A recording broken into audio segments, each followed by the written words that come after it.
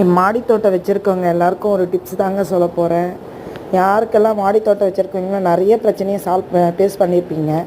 அந்த பிரச்சனைக்கெல்லாம் ஒரே தீர்வு வந்து இந்த மாதிரி நம்ம பேக்கு ரெடி பண்ணி காட்டுறது தாங்க.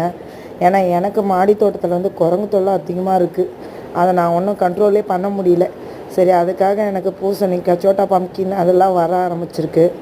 இதையும் அந்த குரங்கு கிட்டேருந்து காப்பாற்றுறதுக்காக நான் வந்து இந்த யூஸ் அண்ட் த்ரோ பேக் வந்து நம்ம இது ஃபங்க்ஷனுங்கெல்லாம் தாம்பலம் மாதிரி கொடுக்குறாங்கள, அந்த பேக்கை இது மாதிரி ரெண்டாக கட் பண்ணி இந்த மாதிரி அந்த கார்னர்லாம் ஸ்ட்ராப்லர் பின் அடித்து இந்த மாதிரி ஏர் அது காற்று போகிற மாதிரி இருக்கிறதுக்காக ஒரு ஹோல்ஸும் போட்டு இந்த மாதிரி இதுக்குள்ளே வந்து இந்த காய்கள் இன்செர்ட் பண்ணி நம்ம அந்த மாதிரி கட்டி விட்டோன்னா அந்த காய்களும் நமக்கு குரங்கு கிட்டேருந்து காப்பாற்றலாங்க.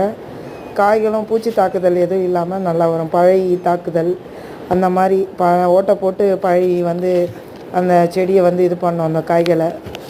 அதனால் இந்த மாதிரி கட்டிக்கிட்டோன்னா அந்த காய்களும் காற்று போகிறதுக்கு நல்ல வளர்ச்சியாகவும் சேஃபாக இருக்கும். பிடிச்சிருந்தால் லைக் பண்ணுங்கள், மறக்காமல் சப்ஸ்கிரைப் பண்ணுங்கள். தேங்க்யூ.